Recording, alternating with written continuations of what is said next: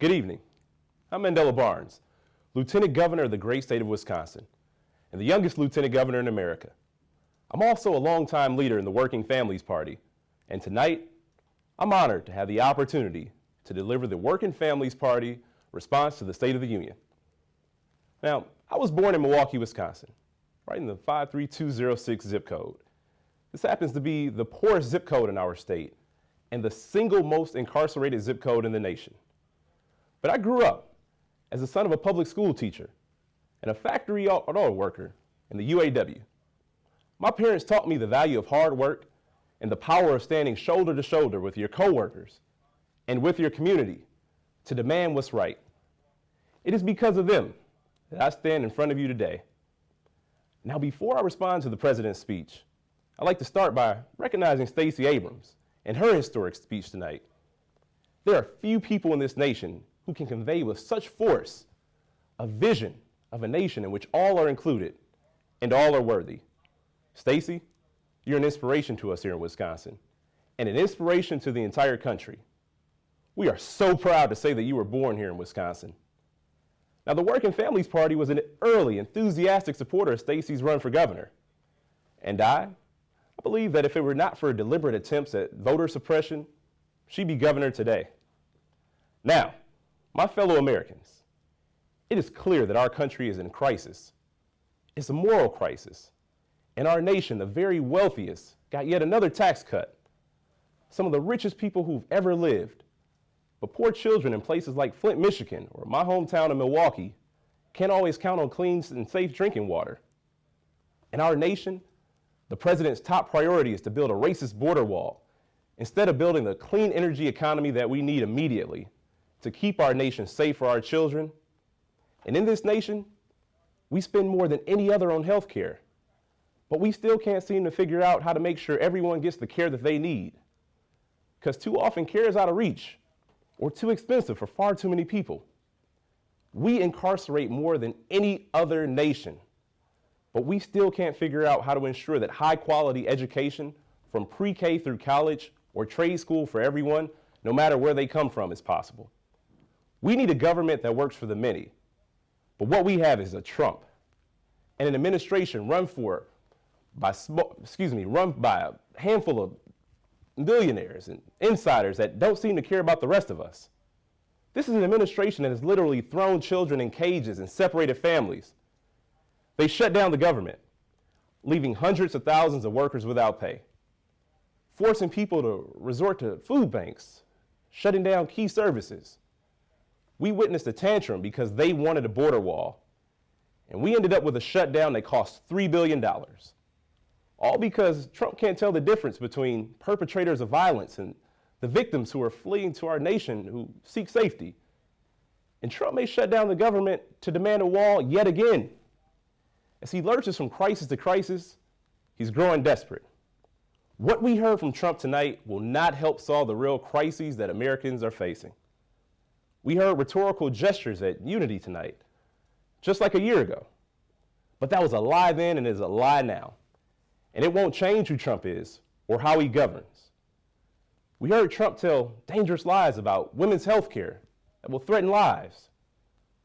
Trump has touted the economy, and that might be true for the richest who continue to get richer, but the wages of most people who work for a living have barely seen a meaningful increase in almost a generation.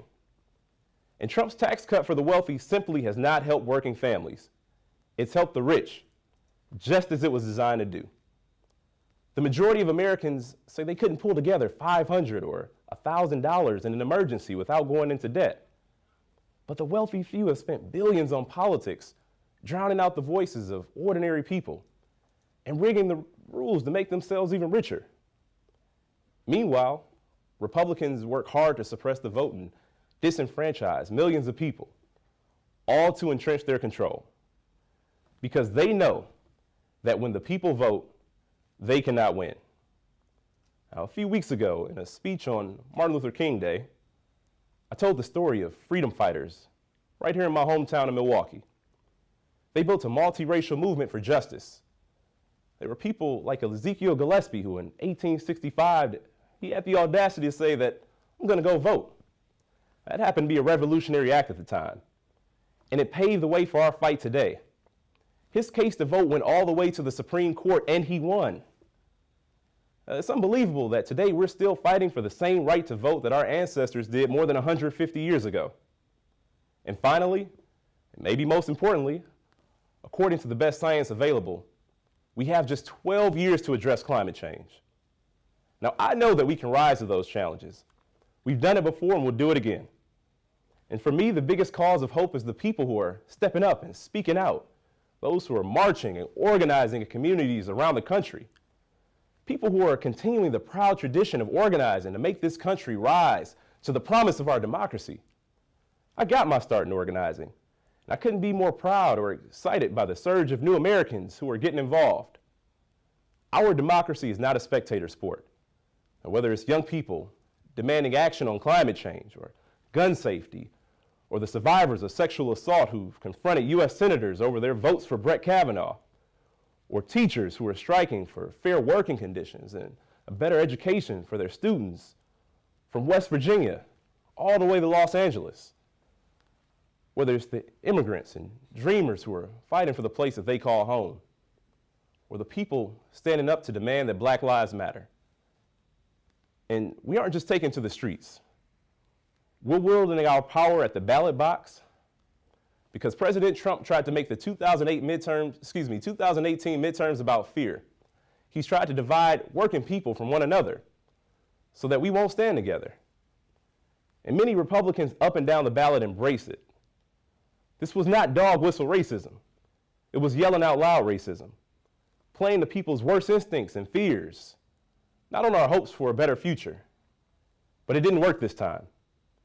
And I see hope in a new class of dynamic leaders in Congress who are making this the most progressive Democratic caucus in history, the most diverse Congress. Many were called unlikely candidates, but they're the most likely Americans.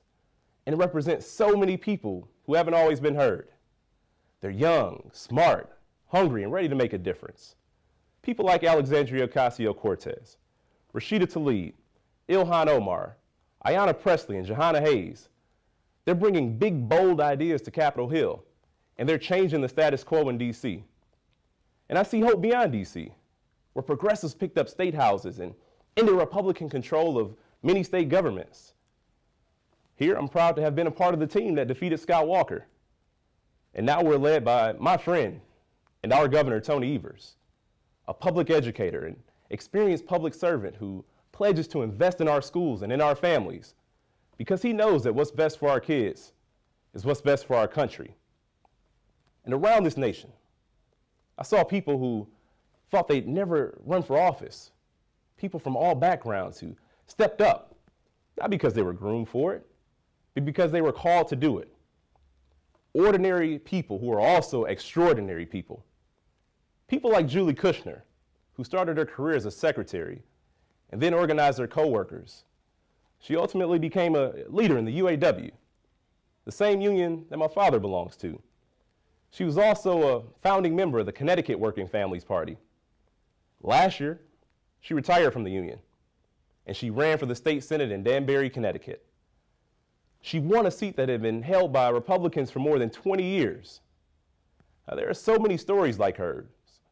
Last year, remarkable progressive WFP candidates defeated Republicans around the nation. And in some cases, they also stood up to Democrats who refused to do the people's business, and they won. I see hope in the historic candidacies of Stacey Abrams in Georgia and Andrew Gillum in Florida. Their groundbreaking campaigns energize progressives, and they're changing the face of politics in America. Now, tonight, Stacey Abrams, she spoke powerfully about her family story. She talked about struggling, bone tired to make ends meet. It's an American story. She also spoke about issues that we don't always hear about in mainstream dialogue, like the alarming rate of mortality for Black mothers. We are lucky to have her voice. Thank you, Stacey. The fact that Stacey Abrams delivered the Democratic Party's response to the State of the Union is proof that she and candidates like her are the future of our movement. Now, allow me to lay the path in front of us. We need a movement that sees our fights for economic justice and racial justice and climate justice and for a real and reflective democracy is all bound up together. Because this should be a country where everyone can thrive.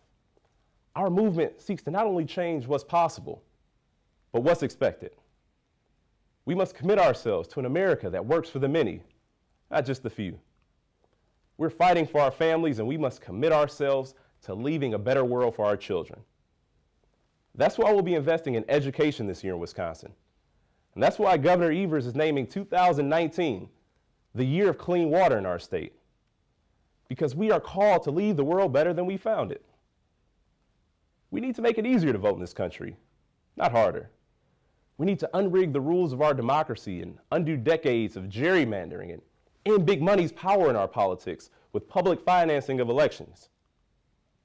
We need to make it easier for people to join a union so that they can fight for fair pay and decent benefits. We need to make healthcare a universal right in this country, not just a privilege for people who can afford it. We need to ensure that everyone can get a quality education from pre-K through college by guaranteeing free public higher education. We need to make sure that everyone can earn a livable, family-sustaining wage that they can actually live on. And that starts with a $15 minimum wage. We need an immigration system that treats all people with dignity and with respect, a system that says that no human being is illegal. And in our states, we can start by making sure that immigrants have access to driver's licenses and in-state college tuition, because they too are a part of our community. But Congress must act to create a path for citizenship instead of doubling down on a militarized border wall. We need to repair the damage done by mass incarceration and the war on drugs. We have to legalize marijuana and expunge the records of people who've been convicted under outdated laws. We need a massive investment to bring our nation into the 21st century on the scale of trillions of dollars, which will in turn create millions of jobs along the way. This is the only way to get us off fossil fuels and to stop climate change. We need to make sure that everyone, especially the powerful and privileged, pay their fair share in taxes. As we all know, the top federal tax rate on the wealthiest was 70% just a few decades ago. And if the success of 2018 gave us reason to hope that this path is possible, the next 2 years will give us an opportunity to realize that hope. We can turn the page on Trump. We can build on gains in the states, and we can begin the hard work of making this country work for everyone who calls it home. But doing that calls us to double down on our organizing, for we are only mid-stride in the march for justice. It requires us to build a mass movement to take back state houses, Congress, and the White House. And we have to fill those bodies, not just with Democrats, but with energetic progressives who have a clear eye on where we need to go. And we also need people standing with us to back us up every step of the way. Our work happens neighborhood by neighborhood, city by city, state by state, by organizing communities and by identifying, recruiting, and training and electing everyday Americans who are also extraordinary, like so many of you are. Educators, auto workers, teachers, nurses, bartenders, and more. That's the work that the Working Families Party was built to do. I was a member of the Working Families Party before I ran for lieutenant governor, because the Working Families Party is committed to building the America that we all want to see. So I hope that you'll join me and the Working Families Party and become a part of this movement. You can start by texting WFP to 738-674. That's WFP 738-674. Thank you and good night.